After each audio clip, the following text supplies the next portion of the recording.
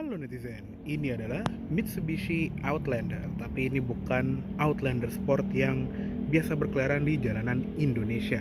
Ya, ini merupakan Mitsubishi Outlander tanpa sport, jadi dia lebih besar dan ini spesial sekali karena ini adalah Outlander VRX bermesin 3000 cc V6 all-wheel drive yang di negeri ini cuma ada satu di Indonesia. Jadi yang kalian lihat ini cuma satu-satunya di Indonesia.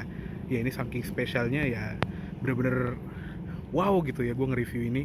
Dan mobil ini sebetulnya lagi dijual oleh ownernya. Untuk kontak personnya nanti bisa lihat di description di bagian bawah aja. Oke, sekarang kita lihat ke interiornya dulu ya. Untuk kuncinya seperti ini. Jadi kunci Mitsubishi pada umumnya, cuma ini lagi dipakein sarung kunci gitu ya. Ada tombol lock dan unlock.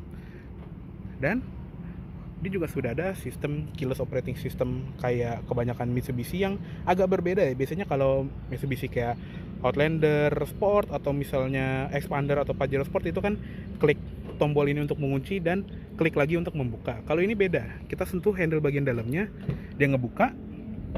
Untuk kuncinya baru pencet tombol yang ada di bagian sini. Jadi kayak handle-handlenya Toyota atau Honda gitu ya, unik sekali. Interiornya ini juga sebetulnya mirip seperti Outlander Sport, cuman kayak lebih lebar gitu aja dan banyak aksen-aksen yang berbeda dibandingin Outlander Sport karena emang ya ini beda mobil gitu ya. Outlander dan Outlander Sport itu bukan mobil yang sama atau misalnya mobil yang berbasis dari platform yang sama. Ini bener-bener beda mobil gitu ya, kayak HRV dan CRV kan itu beda mobil gitu ya. Di joknya sudah dilapis kulit dan ada aksen perforated di bagian samping sini, dan ini kulitnya juga masih originalnya. Sudah lengkap dengan SRS side airbags dan pengaturan jok pengemudinya dia elektrik 8 arah. Jadi bisa buat maju mundur, bisa buat direbahin juga, bisa dinaik turunin bagian depan dan bagian belakangnya. Di bagian sini juga ada seal plate bertuliskan Outlander. Oke, sekarang kita masuk aja, dan walaupun dia sudah menggunakan smart key gitu ya, dia masih menggunakan ignition model putar gini ya, jadi kayak di Mitsubishi Delica gitu ya. Dan nyalainnya gampang, tinggal putar ke kanan aja dan putar lagi untuk menyalakan mesinnya. Wah, halus banget ya suara mesin V6 dari mobil ini. Oke, yuk langsung kita tutup aja.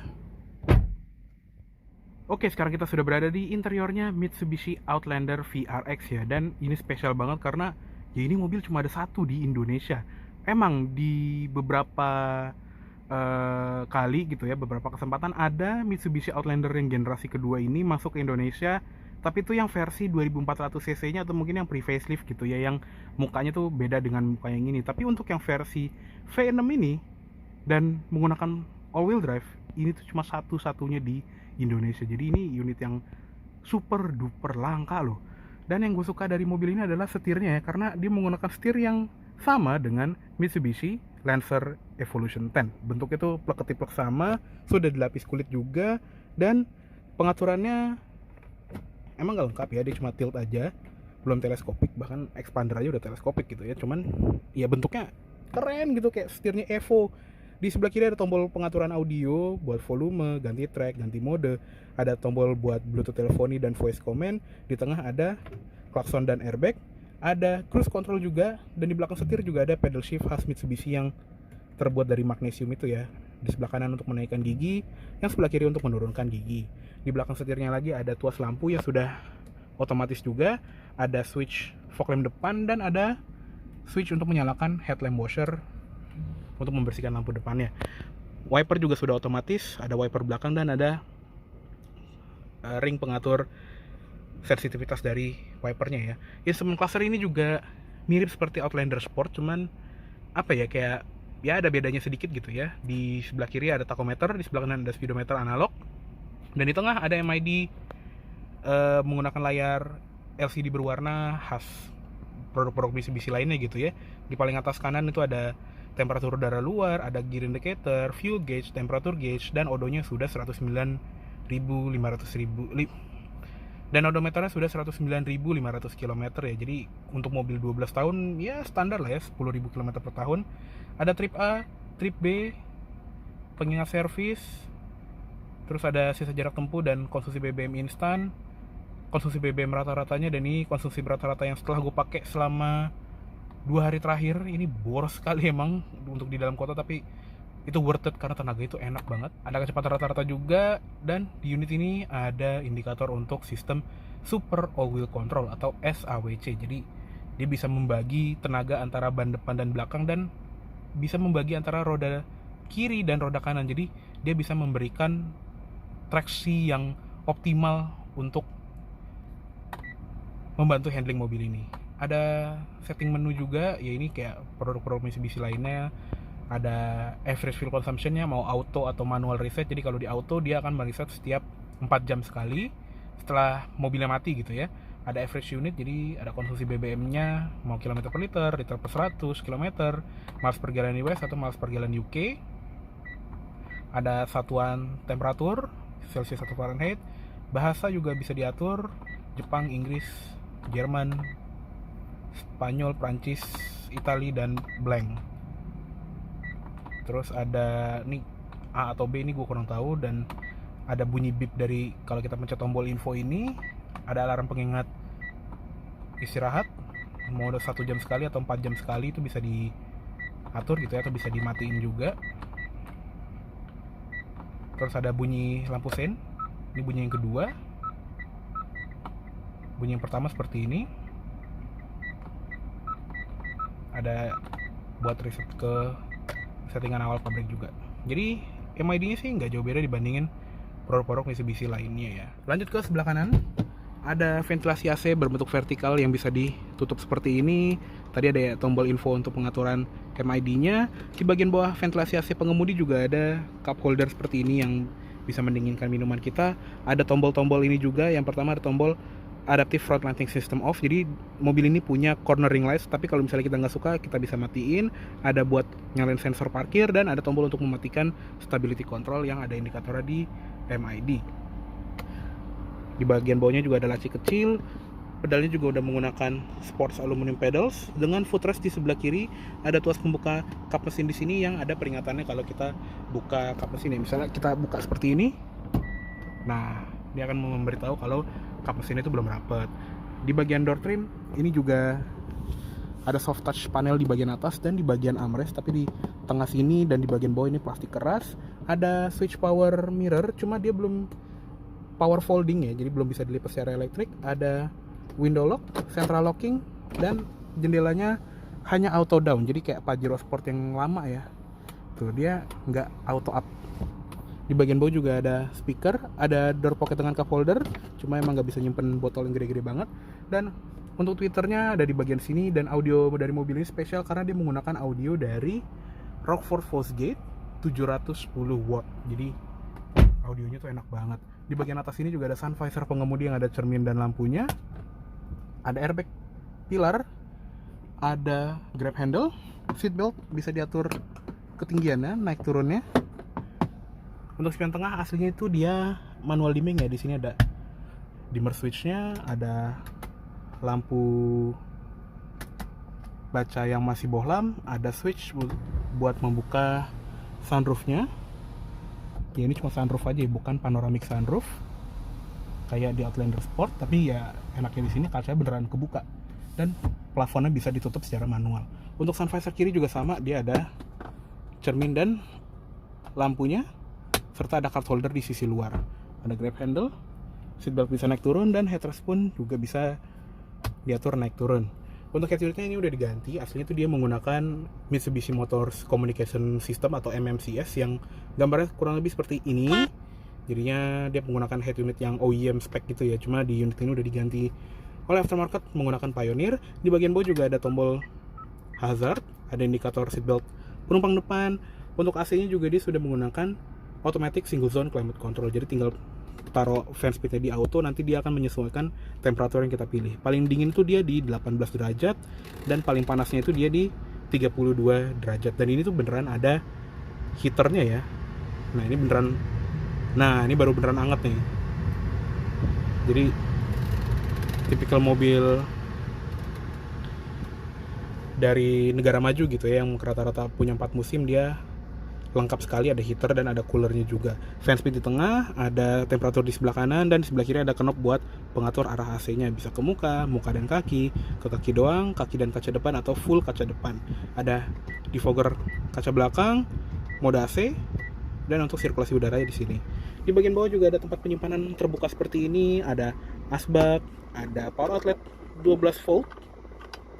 Untuk tuas transmisi dia seperti ini, dia masih model gated dan dia menggunakan transmisi 6 percepatan otomatis torque converter yang ada mode Tiptronicnya juga. Bisa dioperasikan dari sini, ke depan naik gigi, ke belakang turun gigi, atau menggunakan pedal shift yang ada di balik setir.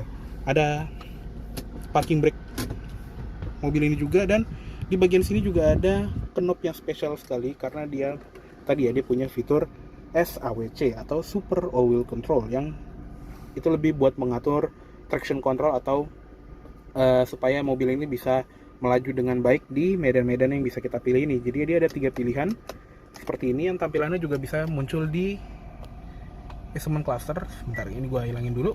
Ada tarmac atau aspal, snow atau salju, dan lock. Jadi kalau di lock dia akan membagi tenaganya 50-50 ke roda depan dan roda belakang, jadi supaya kita mendapatkan traksi yang optimal. Di bagian sini juga ada switch untuk heated seat atau pemanas kursi ya, ada 2 level untuk jok penumpang depan dan juga jok pengemudi.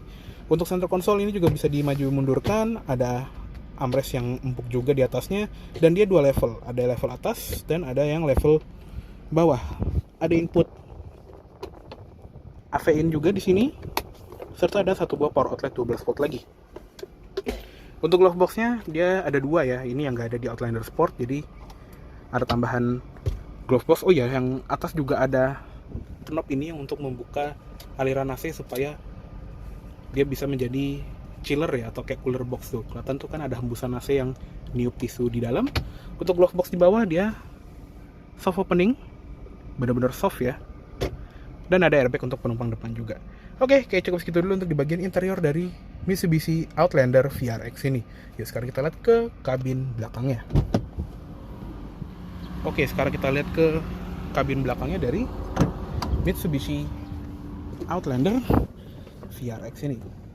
Nah, untuk di kabin belakang ini juga sebetulnya lumayan lega ya. Jadi dia kan kelasnya itu mirip seperti di Honda CR-V ataupun Nissan X-Trail gitu ya, dan untuk ruangan juga mirip-mirip seperti X-Trail generasi kedua atau CR-V generasi ketiga, karena kan ya sama-sama tahun 2010 gitu ya.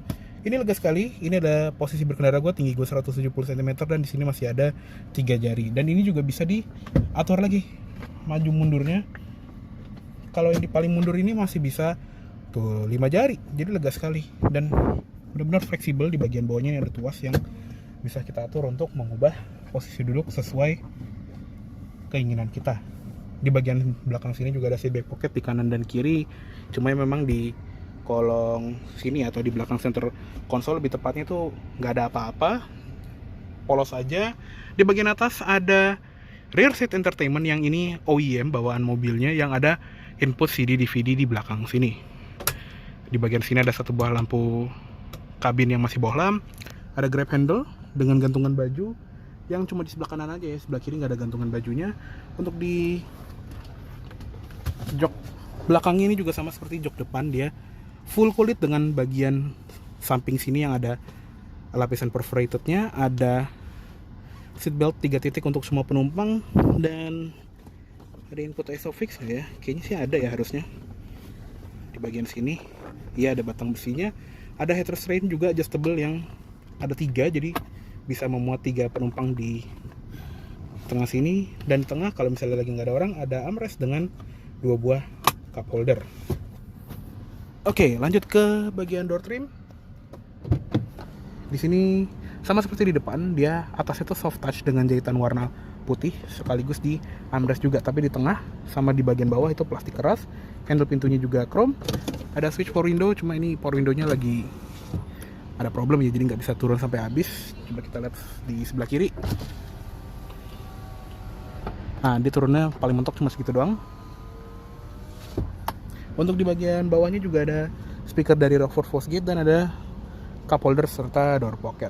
Oke, kayaknya ke situ aja untuk di bagian interior dari Mitsubishi Outlander VRX ini.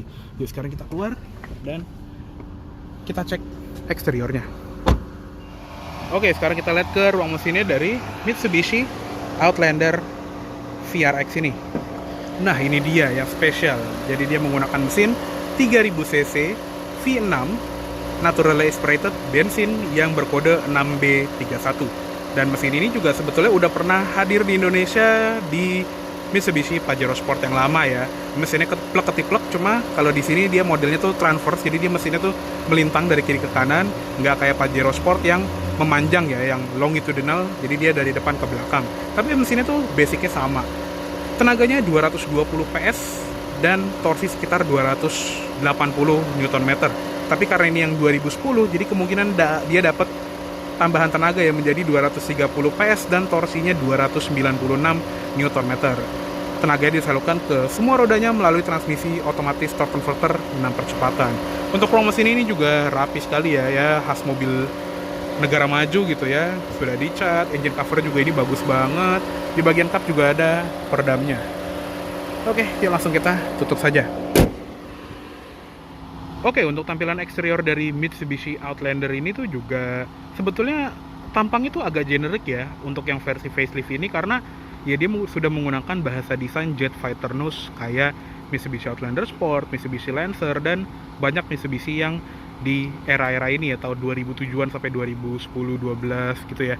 Pokoknya 2010-an lah, banyak model-model Mitsubishi yang menggunakan grill trapesium seperti itu. Dan jadinya kalau kalian nggak aware gitu ya, apalagi bukan orang yang doyan atau hobi otomotif, mungkin kalian nggak bisa membedain antara Outlander ini dengan Outlander Sport. Karena kalau dari frontal depan terutama ya, itu tuh mirip banget dibandingin Outlander Sport tuh. Benar-benar mirip.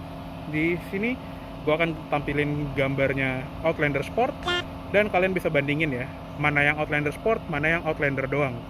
Karena emang semirip itu. Jadi bahasa desainnya tuh mirip banget. Kalau yang pre-facelift itu emang kelihatan beda, jadi kelihatan kayak mukanya Lancer C dia gitu ya, dan emang kelihatan beda gitu. Cuma kalau yang versi facelift ini tuh, wah nyaru banget sih ini di jalan. Untuk lampunya juga bentuknya mirip seperti di Outlander Sport, dan isinya tuh agak-agak mirip ya, karena lampunya dia proyektor xenon by beam. Cuma kalau di Outlander Sport itu dia ada high beam di sisi tengahnya, di sini dia cornering less, jadi dia akan menyala ketika ban depannya itu dibelokkan. Jadi kalau belok ke kanan, lampu kanan yang nyala, kalau belok ke kiri, yang kiri nyala. Lampu sen di sini masih bohlam. Untuk lampu senjanya ini udah diganti sama pemiliknya jadi LED, aslinya kayaknya bohlam juga. Fog lampnya juga bohlam halogen gitu, dan ada headlamp washer di bagian sini. Dan ini juga mirip seperti di Outlander Sport, dia ada semacam side marker warna oranye gitu ya, kayak mobil-mobil yang ada di Amerika Serikat, karena emang salah satu market terbesar dari mobil ini itu juga di USA. Untuk velgnya seperti ini, jadi velgnya juga ada macam-macam ya, ada yang ring 16, ada yang ring 18. Ring 18-nya juga ada yang beda gitu ya, ada yang mirip seperti di Delica Royal. Dan kalau di sini ukuran bannya itu 225 55 R18. Untuk rem depan belakang sudah disc brake dan sudah lengkap dengan ABS, EBD, brake assist, traction control, stability control, dan hill assist. Di bagian fender juga ada wheel arch yang agak ngegembung gitu ya, atau flared wheel arch yang ada di depan dan di belakang. Tapi dia nggak ada over fendernya, jadi kelihatan kayak crossover perkotaan gitu ya. Di bagian bawah juga ada claddingan plastik warna hitam dengan list chrome. Untuk spionnya dia ada lampu sein LED di sisi luarnya dan dia belum bisa dilipat elektrik. Untuk handle pintu dia chrome depan belakang, ada window line yang chrome juga, dan di bagian atas ini juga ada roof rail yang ini tuh kesannya kokoh banget ya, bisa buat naro barang-barang di atas gitu. Dan yang ikonik dari Outlander itu adalah pilar D-nya yang ini kaku banget dan kesannya tuh rugged gitu ya. Dan fun fact juga, dia kan ada kembaran merek Prancis ya, Peugeot 4007 dan Citroen C-Crosser. Dan karena mereka cuma batch engineering atau rebatch ya istilahnya, sampingnya itu sama persis. Jadi kalau kalian lihat langsung dari samping frontal, itu kadang susah ngebedain antara Mitsubishi Outlander, Peugeot 4007 atau Citroen C-Crosser. Dan lanjut ke bagian belakangnya, ini juga beda jauh dibandingin Outlander Sport yang sudah lama dijual di Indonesia ya. Bener-bener kotak, bener-bener beda gitu dibandingin model-model Mitsubishi lainnya. Untuk lampu belakangnya, dia lampu remnya tuh LED dots, berikut dengan lampu senjanya. Lampu sen dan lampu mundur dia bohlam. Dan untuk emblem, di sebelah kiri ada emblem Outlander V6, dan di sebelah kanan ada emblem VRX untuk trim levelnya. Di bagian bawah sini juga ada reflektor dan kayaknya ada tempat buat rear fog lamp gitu ya. Dan di bagian bawah juga ada knalpot yang twin muffler seperti itu. Sensor parkir ada 4 titik. Untuk di bagian kaca ada wiper belakang, ada defogger, ada high mast stop lamp di bagian atas ini, dan ada antena shark fin. Cuma ini kayaknya tambahan aksesoris gitu ya. Untuk bagasinya dia tuasnya ada di tengah sini, dan yang unik adalah bagasinya tuh menggunakan split folding tailgate kayak Range Rover. Nah ini kalau lagi dibuka bagasi atas bawahnya. Dan untuk bagasi sendiri juga ini luas ya, karena dia kan yang versi 5 seater. Sebetulnya di luar juga ada yang versi 7 seater, cuma nggak tahu sih dia masuk ke Indonesia atau enggak. Tapi bener-bener rendah ya kalau misalnya di bagian bawahnya itu lagi dibuka. Ini kita tutup aja biar kita bisa akses lebih dekat. Dan yang keren juga, di belakang sini ada subwoofer Rockford Fosgate dari sistem audio yang berkekuatan 710 watt ini. Dan di belakang sini juga ada ruangan yang besar sekali, ada tempat penyimpanan tersembunyi di bagian bawah, dan ada switch ini juga untuk melipat jok baris keduanya dengan sangat mudah. Jadi tinggal sentuh tuasnya seperti ini, kita tahan gitu ya. Nah nanti dia akan rilis secara otomatis dan agak tambal ke depan gitu. Di bagian sini juga ada parcel shelf yang bisa ngumpetin barang bawaan kita kalau misalnya kita lagi parkir di outdoor. Oke, kayaknya cukup segitu dulu untuk review dari Mitsubishi Outlander VRX facelift tahun 2010 ini. Mohon maaf apabila ada salah kata-kata dalam menyampaikan review. Terima kasih baik telah menonton. Sampai jumpa di video selanjutnya.